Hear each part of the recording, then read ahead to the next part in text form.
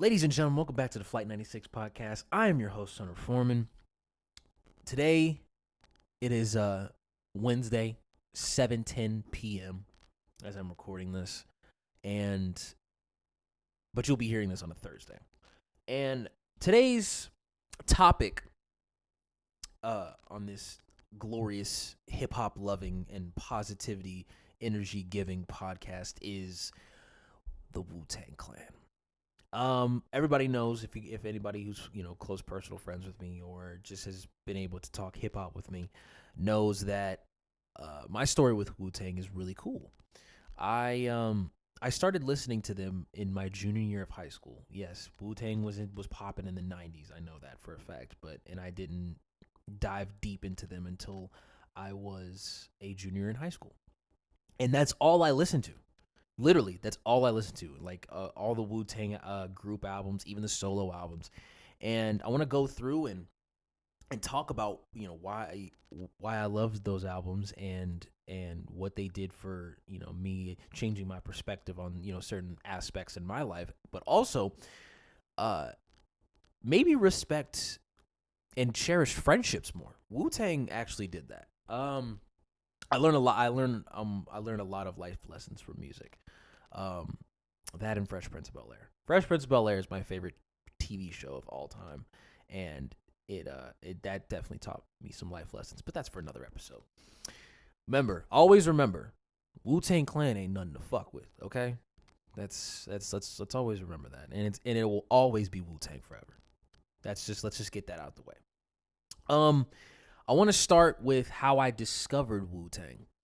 I remember being on Amazon.com just looking for rapper tees. Like I just wanted just band tees, except with rappers on them. And I kept seeing Wu-Tang. Now I had heard of Wu-Tang before. Wu is for the children. I was like, why do I keep hearing this? Like, what does this W even mean? I knew who they were, but I was just like, let me dive into this. And then I listened to Cream, this time really listened to Cream, and I was like, this is dope. Like, I grew up on the town side of New York. I was like, wow. And then I heard Protect Your Neck on that same Enter the 36 Chambers album, and I heard Inspect a Deck, and then I was hooked ever since.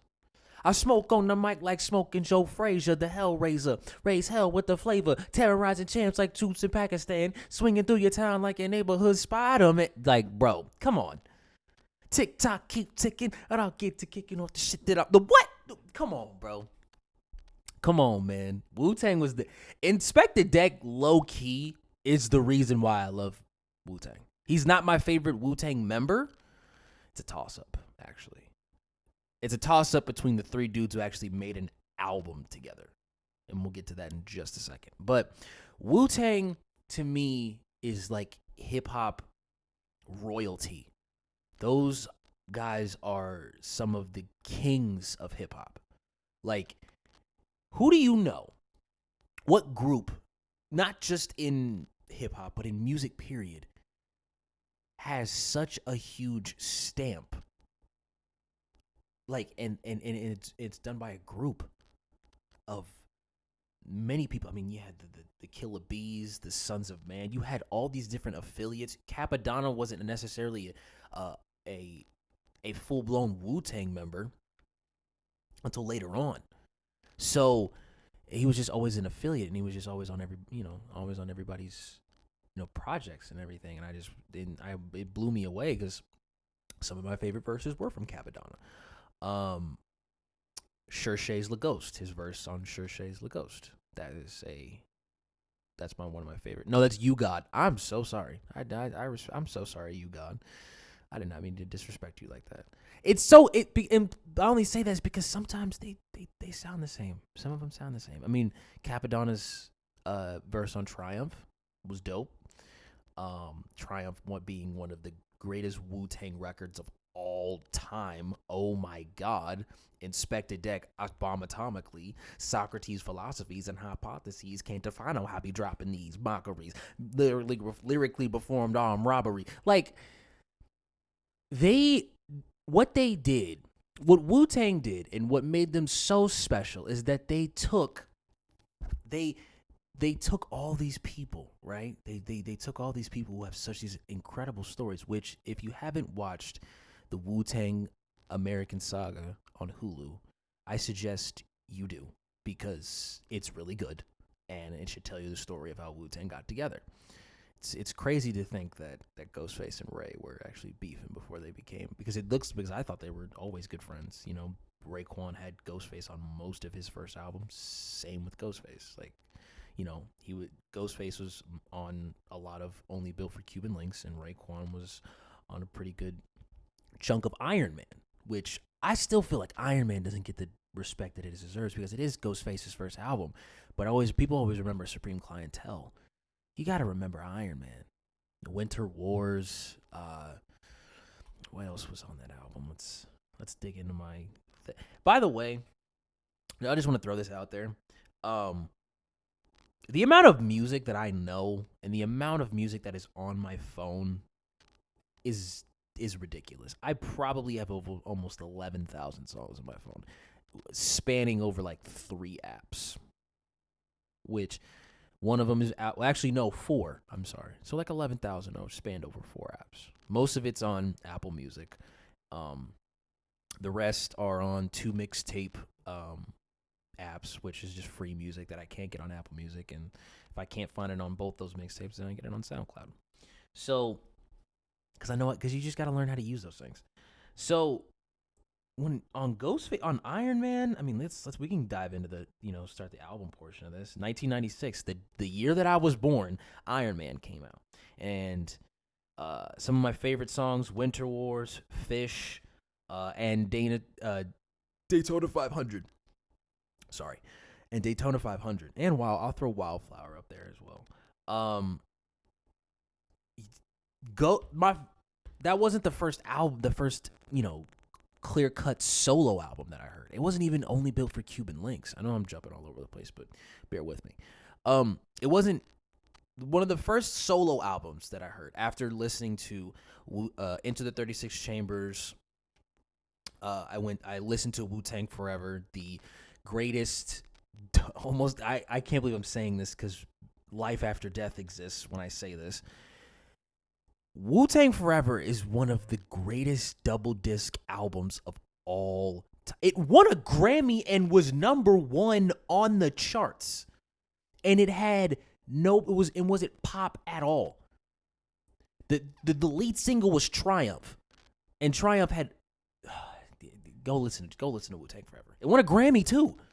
If I didn't say that already. I probably did, but it's okay. And then I listened to the W. And when I got done with the W, I was like, all right, I think that's where I'm going to stop with the group discography. And so I started diving into the solo albums. I believe the first person to release an album that was the Wu-Tang, that was Wu-Tang solo, I want to say was Method Man. Let me go to the ones in. Okay, so it went Into the 36 Chambers. Actually, Genius was, but I think this was before this was before Wu-Tang became Wu-Tang. But I think yep, you're right. I was right. It was Method Man. Then it was Old Dirty Bastard. Then it was Raekwon. Then it was GZA. Then it was Ghostface. Then Wu-Tang Forever came out. Then Killa Army, Killa Priest, Capadonna, Sons of Man, Wu-Tang Killer Bees, L.A. the Dark Man, who was in a close affiliate, RZA as Bobby Digital, Tikal 2000, Judgment Day. That's actually a very slept-on Method Man album. It's regarded as his best, but again, I don't hear a lot of people talking about that when it comes to the Wu-Tang discography. But then we have to wait a couple of years to get to Supreme Clientele, which was released in 2000, which still Supreme Clientele being released in 2000 blows my mind because it literally still sounds like where he picked up off of on Iron Man, when Ghostface where he picked up off on Iron Man. But it sounded so more polished. Like that was his second. That was the second album. That was the second album from Ghostface. Like, and it was so crazy because it took 4 years for that to happen. But of course, we had still gotten Wu Tang, in between that time. But it was so that's my favorite. One of my favorites. Oh no, yeah, I would like to say I'd say it's number 2. My favorite's only Built for Cuban Links, the Purple Tape. You can't go wrong with the Purple Tape. Like, it's one of the most classic rap albums of all time. I mean, Knuckleheads, Incarcerated, Scarfaces. My favorite song off that album is Ice Cream, without any doubt at all. Even the sequel to the Purple Tape was good, even though it was way too long. Though, Ray, I love you. I love the chef, but Only Built for Cuban Links 2 was a little bit too long. I think I would have left it at 20, but I definitely would have kept the new Wu single that was there because that was hard, and that brought me back to be like, oh wow, this sounds like their old shit. Because like everybody knows, like when I start digging an artist and start digging a rapper, I want to know I want to know their story, what their first album sounds like. I want to know, what some of their first singles were and all that stuff. So I dove deep. I did my research on the Wu, and boy, I found some great things. And I also found some very interesting things that I actually watched some of the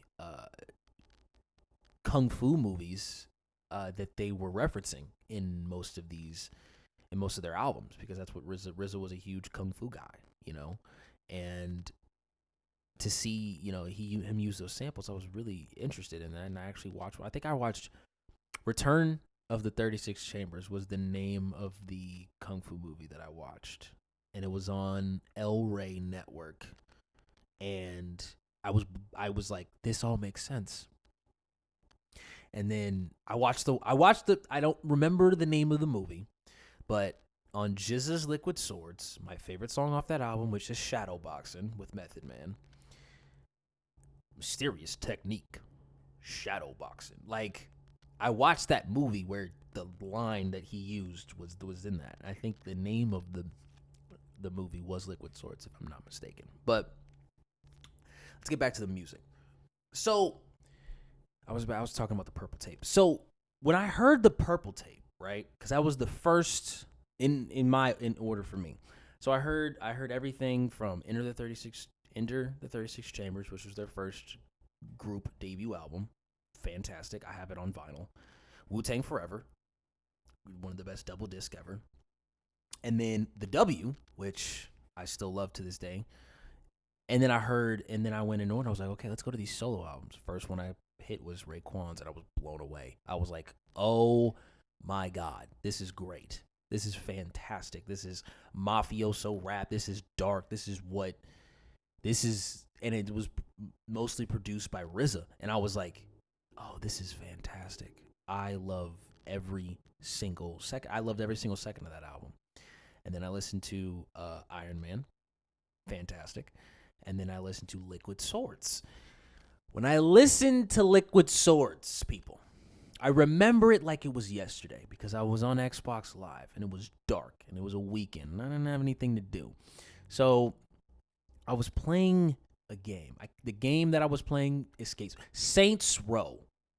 It's the alternative to GTA, the competitor to GTA. I was playing Saints Row the Third, and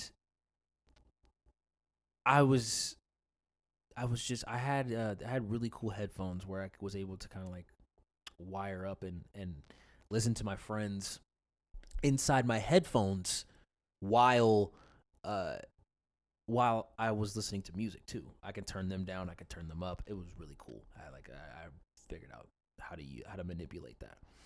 So my friends would be in the little, group chat or whatever, and I would hear them in my ear, but I would turn them down because I was listening to Liquid Swords. And when I listened to Liquid Swords, I don't know, listening to that album like in the dark, completely different kind of vibe. Because the storytelling, the skits, that little kid, what he was talking about, his dad was the greatest samurai of all time, and like, dude, like, I now know why people love anime because of that album. Like the storytelling and the use of the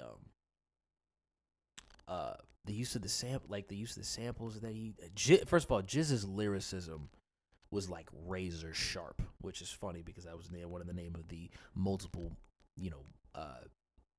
Wu Tang labels that they created underneath their umbrella.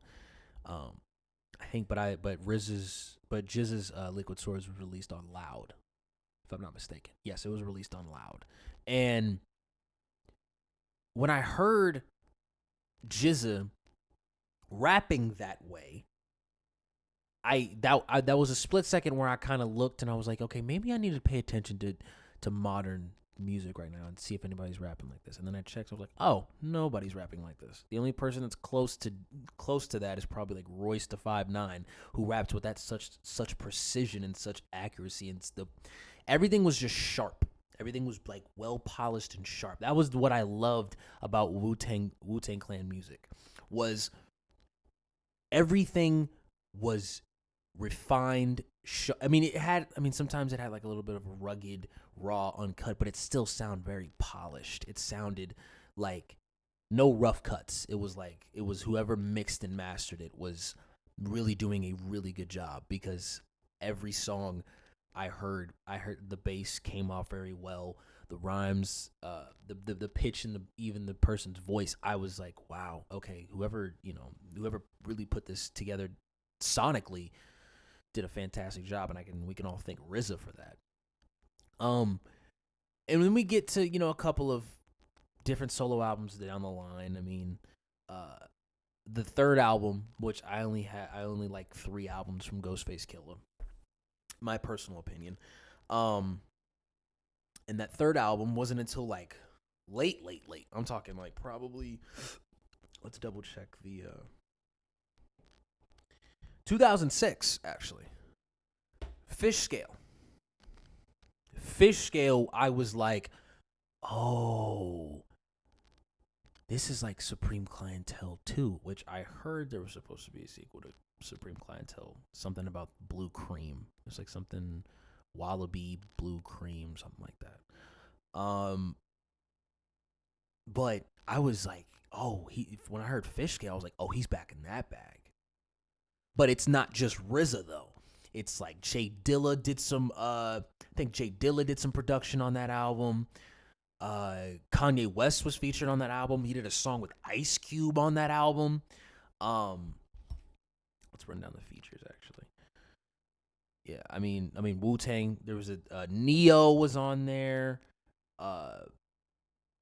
Raekwon, of course. I mean, Biggie was on the album. I mean, like, Fish Scale to me was like, okay, he's back in that Supreme Clientele bag, because that's what I've always wanted from Ghost. I like my specific albums when it comes to the Wu-Tang. I'm not saying I'm not a big fan of each and every single one of their albums that they put out solo or group, but I know which ones. I think I know which ones are the good ones, and I think Fish Scale, Iron Man, and Supreme Clientele were the 3 best that Ghostface. Those are at least top 3 to me personally. Raekwon, to me, the Purple Tape and the sequel to the Purple Tape, because you got Immobilarity, and then you got the Lex Diamond. You could say the Lex Diamond story, but it's just, you miss that RZA sound on those. And I know Wu-Tang had its problems, the infighting, and that always hurts my heart to see because of how much I love Wu-Tang. Because it's like, when that was like, could you imagine if RZA like produced everything, like they didn't have any fights and he just kept producing for them? Like, of course, like they would invite like Jay Dilla and MF Doom and Madlib to produce on some of their albums, but could you imagine though? And then I read about the flood. I read about the flood where RZA lost a lot of music, and some of that music was Inspector Deck's debut album. Oh, if it was released in the 90s. Oh, that hurts my heart still. That hurts my heart still. Oh my goodness. Oh man. Yo, if Inspector Deck would have released Uncontrolled Substance in like 98, oh, you motherfuckers would have been in trouble. And this was like, if he would have released his album right after Wu Tang Forever, which I don't think Wu Tang Forever came out in 98. I think Wu Tang Forever came out in 97 actually. So so if he would have released it after that, y'all motherfuckers would have been in trouble. Because where RZA was at in his head, and then you had everybody just like coming together. If you would have had everybody just coming together like they did because when they recorded the first wave of albums, no one knew that it was gonna, Raekwon wasn't recording like, oh yeah, it's gonna be for my album. No, that's how they were doing it. They were just recording songs, and then all of a sudden it's like, oh, well, we just made an album. Okay, what do you want to call it? Only Built for Cuban Links. Cool, let's pose. All right, what's gonna be the cover? Well, let's just me and Ghost is on the cover. All right. And then it becomes a classic. It's a classic. Some of the first wave of Wu-Tang albums are some of the best albums of all time. I mean, Iron Man. Again, the Purple Tape. The Purple Tape will be etched in stone as being one of the greatest hip hop records of all time. That's actually on my vinyl collection like wish list. Like, Only Built for Cuban Links Part 1. Absolutely. Like, you can't verbal intercourse, no tricks. Yo, smack fire out your fucking ass. Yo, who the fuck? Yo, Ghostface. Yo, man. And we had Method Man with Takao. And Method Man is one of the greatest lyricists of all time. Shout out to him doing like songs with like battle rappers now. Like one of my favorite, some of my favorite tracks that he's done with, battle rappers was the song he did with Cortez, the classic, the remix. Method Man got busy on that song. He did a song with Ill Will, called Goat, with Blue Raspberry. That's her name.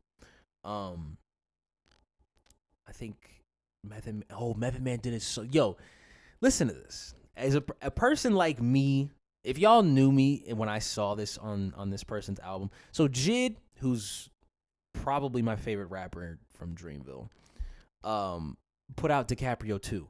And when I saw on the track list, he had a song with Method Man and Joey Badass, I damn near had an aneurysm. A happy one. Because, and then I listened to it, and I was like, oh my God, this is lyrical manslaughter. What are y'all? Why? Who did y'all? Why did y'all let them do this? Not in a good way. Like, I was like, oh my God, they're like, soon nobody need help. Like, bro. And then Method Man comes in, and then Method Man did a song with ASAP Nas, that Trillmatic. I got a poor man's panache. I be stretching the cash. I'm gonna pass it. Like, what?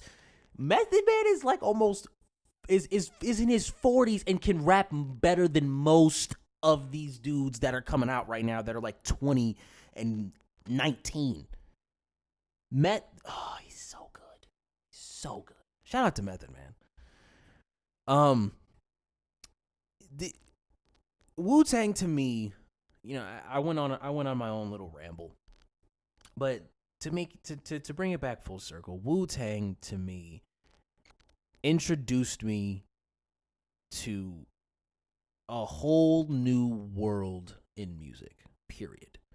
Where I appreciate the sound and the lyrics and the substance in the music. Because again, like I said last podcast, y'all don't listen. Y'all really just don't listen. If y'all like Wu Tang has some of the greatest hip hop records of all time, spanning on all of their discographies, including the solo ones. They're so undeniable. Triumph is undeniable. Hell, even Ghostface's verse on Impossible, where he painted that picture about his friend getting shot and him calling for the. Oh my god! Like, oh man. And then you have Protect Your Neck, and then you have Protect Your Neck, the Jump Off, which I still think is a great record off of the W. The One Blood, which I thought that, for a while I thought Game was the dude who did the One Blood, and which he did, but I didn't know where he got it from, and then he got it from. I was like, and the beat from One Blood with Junior Reed on the W. Oh my god, that beat's ridiculous. I actually made a playlist of my favorite Wu-Tang songs, of course. The song that Method Man did with Mary J. Blige, which is I would like to think is one of my mother's favorite songs. She used to sing it to me all the time because she's a huge Mary J. fan. And it won a Grammy. Unbelievable. And then he did a song called Cradle Rock with Left Eye. That's heavily slept on. Just so many. I could talk about Wu-Tang all day long, but again, let's bring it back full circle. Wu-Tang did a lot for me as a person because they didn't care what people thought. We're gonna sample kung fu movies and make kung fu references, but Method Man's gonna have black eye contacts and half of his hair braided, which was dope because I think I saw Kendrick doing that one time for a live stage performance, which I thought was amazing.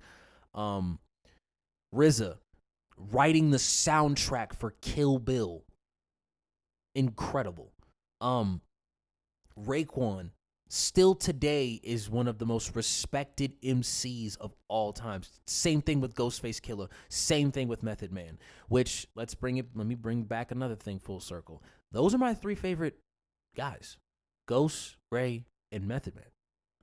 And what's amazing about that is that all three of them made an album together called Wu Massacre. Yes, all three Method Man, Ghostface, and Raekwon made an album together called Wu Massacre that took me forever to find because I would hear it, and as I was reading up on Wu-Tang, but I could never find it. And then all of a sudden I go on Apple Music and bam, it's right there.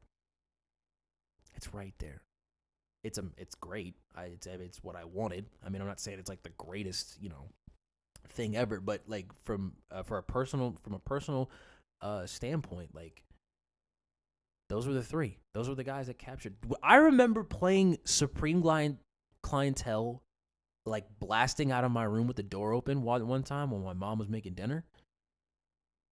That was always be, etched in my mind because that was my first listening experience. My first listening experience for the Purple Tape, walking to class. Just walking in between classes whenever I could put my earphones in. I think I listened to that album like over the span of that day. And yeah, that was the classics. So my top five, my top five Wu-Tang, let's just go with albums right now. There's too many songs to name. Let's just round this out.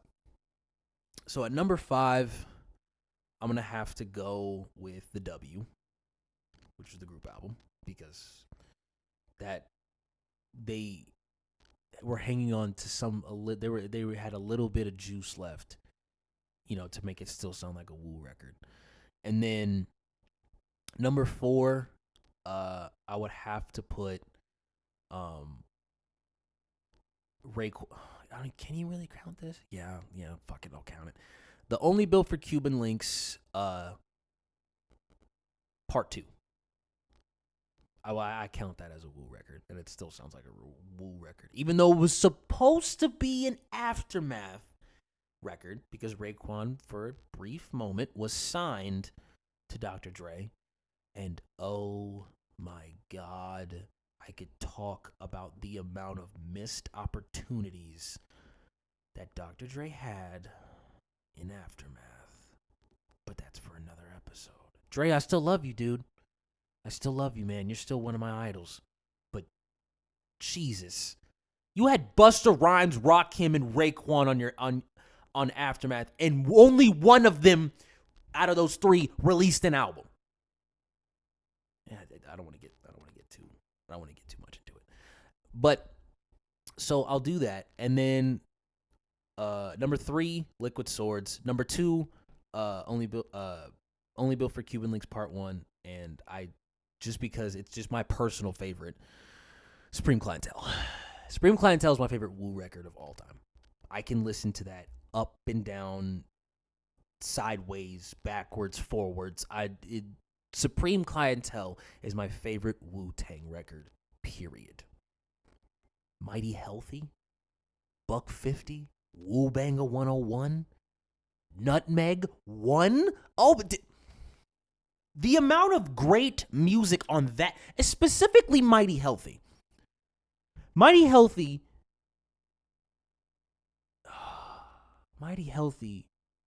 was sampled by Kanye West, and Pusha T with a new Ghostface verse on New God Flow that was on Cruel Summer. And when I heard that, damn near brought a tear to my eye. Because at that time, good music was the shit. Because that's when Mercy, Click, when Cruel Summer was about to come out, and then when I heard that came together, and then on the new version, it had Ghostface with a new shake that body, party that body, come and have a good time with G.O.D. Like, when I heard that, and then it gets sampled by Kanye West, one of the greatest producers and one of the greatest artists of this generation, you can say what you want. You take the personality, you take the personal shit that you probably have towards Kanye, you take that out, and you just focus on his music. Kanye is one of the greatest of all time. Period. And the fact that he did that, took that sample and respected, and then also got a new verse from Ghostface. You had Kanye West, Ghostface, and Pusha T on the same song. That was sampling one of the best Wu Tang solo records of all time. What? That's like music to my ears. That's like feeding me my favorite meal, which is beef tips and mashed potatoes. But that was at home good cooking. Shout out to my mom. Love you, Mom. But Wu will have a special place in my heart at all times. They will always have a special place in my heart because of course, in high school, I was trying to figure out who I was. And for them to provide the soundtrack to that, and for me to listen to such incredible music, and I can't thank Wu enough. I'm pretty sure a lot of Wu Tang fans can say thank you to the Wu Tang Clan, because they're the greatest group of all time. They're the greatest rap group of all time, bar none. You can't say anything. Like, you can make a couple arguments. I understand that, but you can't measure the impact that Wu-Tang had on the culture. You just can't, because it was astronomical. Astronomical. And the fact that Raekwon, quote unquote, passed the torch to Griselda, and the fact that I'm a huge Griselda fan, might I add, we'll get to that in a different episode, makes me happy. And that thing, and with Griselda still doing their thing, I think hip hop is in a good place right now. I hope they can still keep that, rough around the edges, hip hop rugged sound for years to come. I hope people can still, I hope people still stick to tradition sometimes, because man, the 90s was such a golden era for hip hop, and so many classics came out of that decade, that I still listen to this day, and it's beautiful. It's just beautiful music, and that's what it is. I just appreciate beautiful music, and Wu Tang was a big part of me finding my love for hip hop. So Wu Tang forever, for real. Wu Tang forever. Does not. I at least listen to one Wu Tang song a day, at least once, maybe two. They're just they're the greatest. They're the greats. They're hip hop royalty. Their spot in hip hop history is etched in stone and will never be replaced. There will never be another Wu Tang, ever, ever. No one will make the same impact they did. That's that's all I got to say. I appreciate you guys tuning into the podcast. This was a Wu Tang themed episode. I hope I encourage you guys to go listen to some Wu Tang, because you should. I mean, there's a lot to choose from. You can't go wrong with anything that you choose. But if you're asking me where to start, start with Tikal. Start with Method Man's Tikal.